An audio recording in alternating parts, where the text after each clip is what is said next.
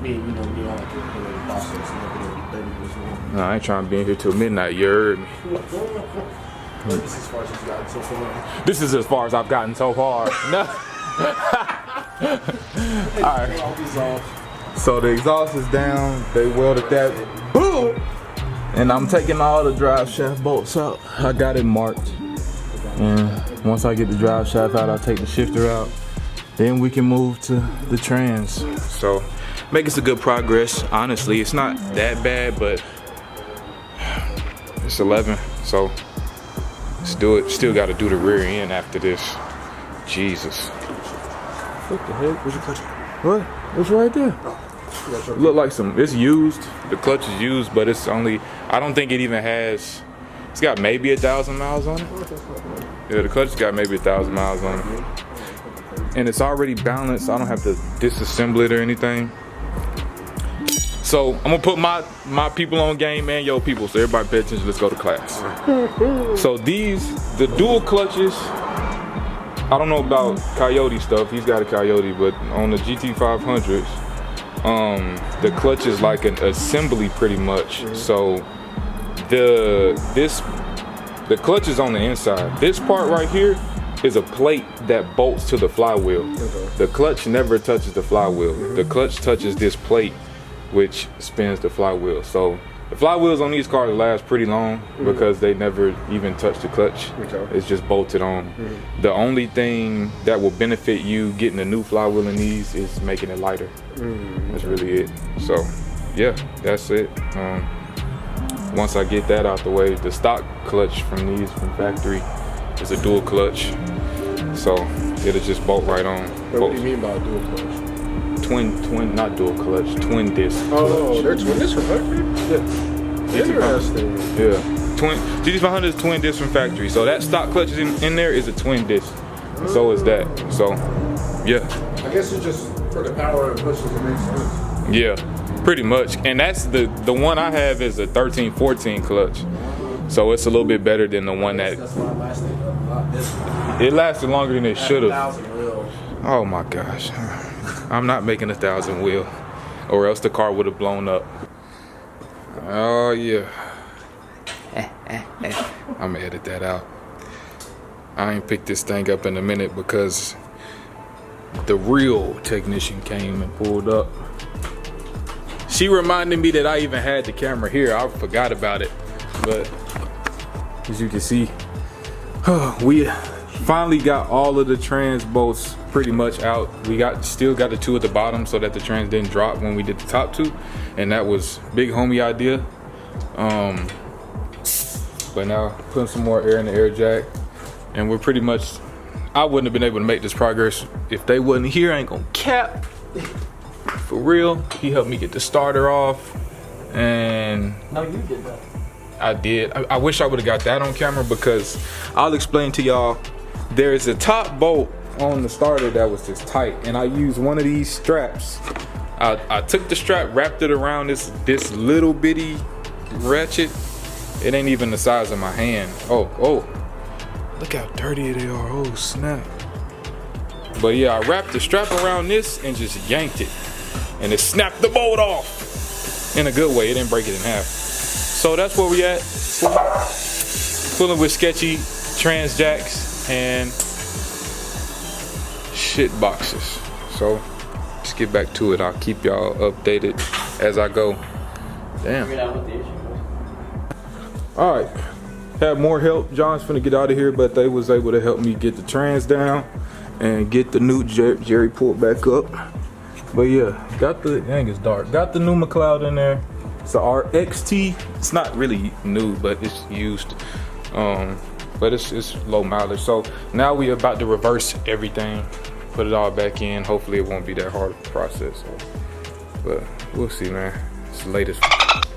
Shouldn't be cussing, but I'm gonna replace it with the dolphin noises, like SpongeBob.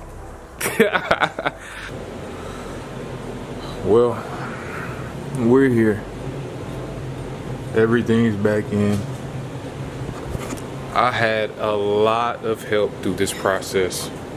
Shout out to the big homie, AP, came through. That's the GOAT. Yeah. He got me right. Jonathan came through, got me right. John came through, got me right. Chris came earlier, gave me some motivation. He ain't really touched nothing. But he gave me some motivation though, man. I was definitely humbled today. This was a very difficult install. Like, I think it's like almost 5 in the morning. Yeah, it's 4:45 and I got here at 8 o'clock Saturday. It's 4:45 Sunday. So McLeod RXT is in along with the built transmission that's always been in the car. Next time I'm in here, it'll be for a built rear end. I'll be doing the axles and probably refresh the gears and all that, but I'm gonna have John help me with that. But I'm not doing that this weekend. I'm tired out. I'm finna go kick it with the old lady. Yeah, but very happy that we got it done. Had some issues with the shifter. The way MGW has the linkage bolt design is kind of boo-boo, so we made our own linkage bolt that has a nut and a washer on the other side to keep it in place. We use, I think it's grade A bolt. Good. So yeah, man, if you guys have a 10 to 12, really 11 to 12, I don't know about 2010, 11 to 12 GT500, pay somebody to put the clutch in if you don't want to have the most humbling experience of your life. But if you like challenges and then you enjoyed going through that process, do it, have fun, and learn something. So I'm gonna close this out, man. I appreciate y'all for tuning in for this quick video. Once again, RXT clutch went in. McLeod, I'll give y'all another video later on letting y'all know how it feels and pretty much a driver review and all that stuff. So we're back here again. We're about to bleed the clutch because all I did was just pump it whenever we put it in. But I'm gonna actually try to bleed it because having some issues. I don't know if that's causing the issue. The clutch is slipping. So sucks. Did all that work for over almost 24 hours. So yeah. The Honda King pulled up. Yep. So we finna try to see if we can fix the issue. Almost got my wallet. All right, let's take a ride to the O'Reilly's.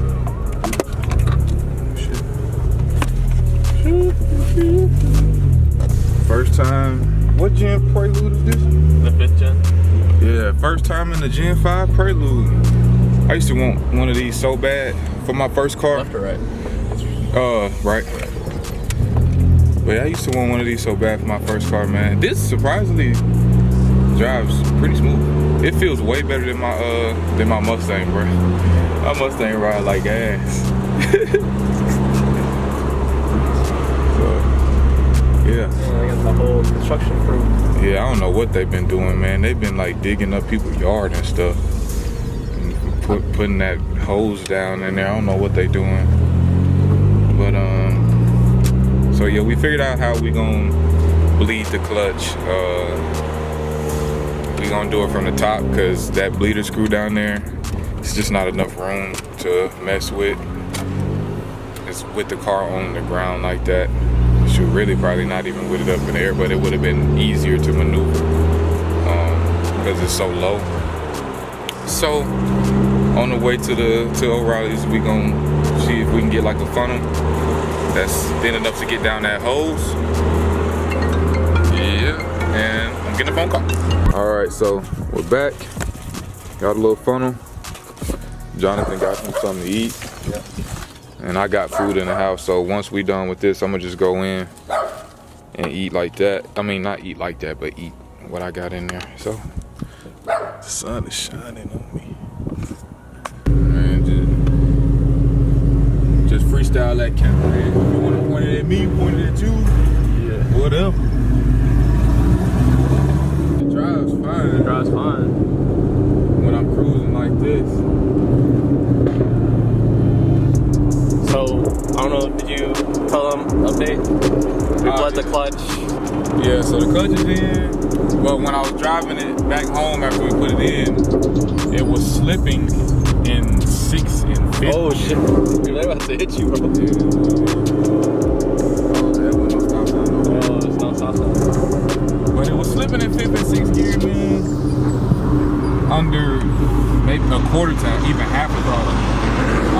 trying to do any walk moves. So, we just bled the clutch, so we're gonna see if that helps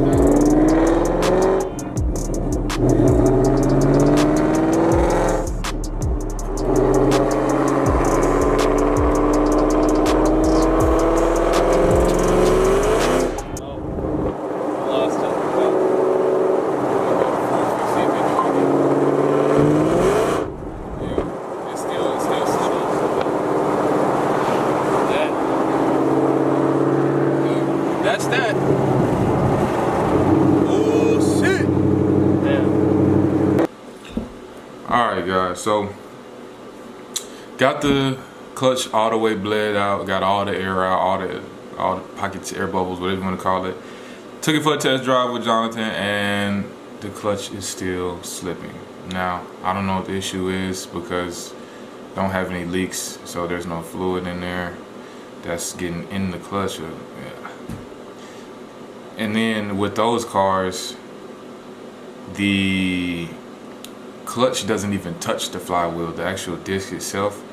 There's a plate in between the flywheel and the clutch, and the clutch disc touch that plate, and then that plate is bolted to the flywheel. It's bolted to the flywheel, and that's how that works. So yeah, I don't know what the issue is. It's like above, like you can't give it any type of aggressive throttle, like passing anybody. So right now the car is just gonna be a right lane cruiser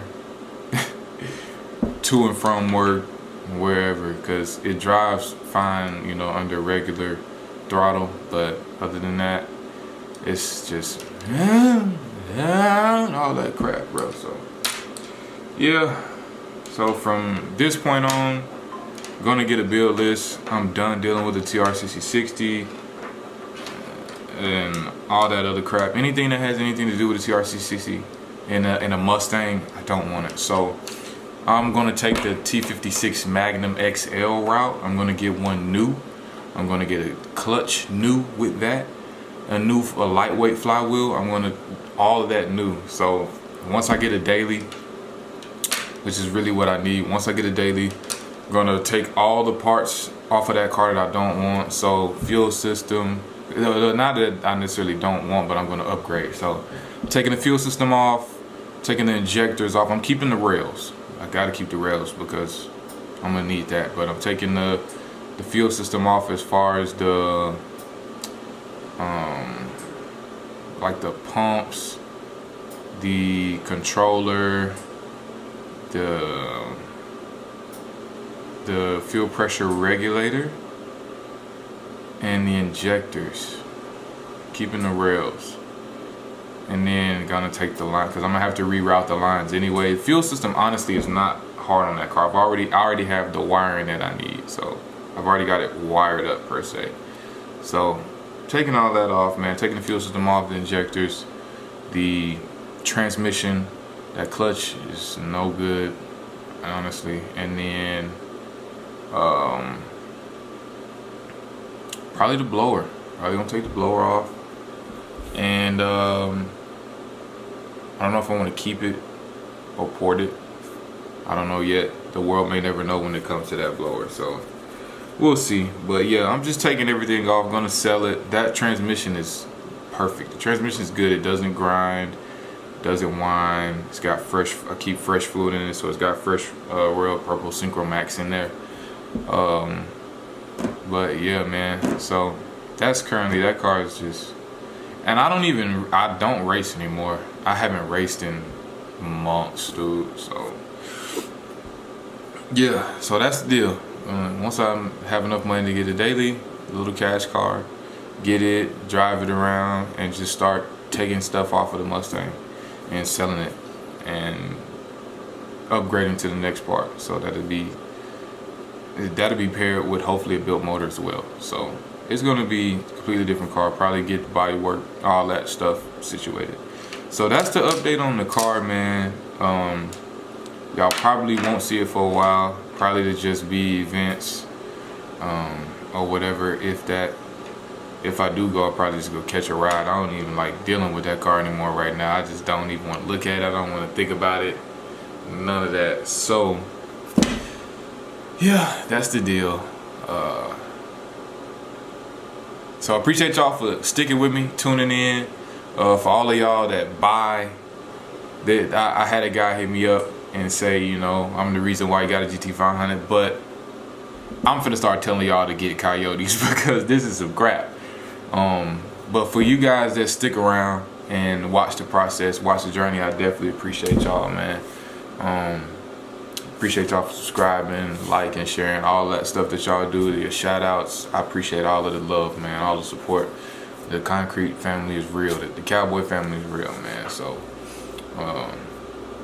thank y'all for watching. Thank y'all for tuning in and watching this little build that we got going on here on the channel with the GT500. There's not a lot of GT500 content out there. So if you guys got any questions, any comments, concerns, feel free to hit me up on Instagram.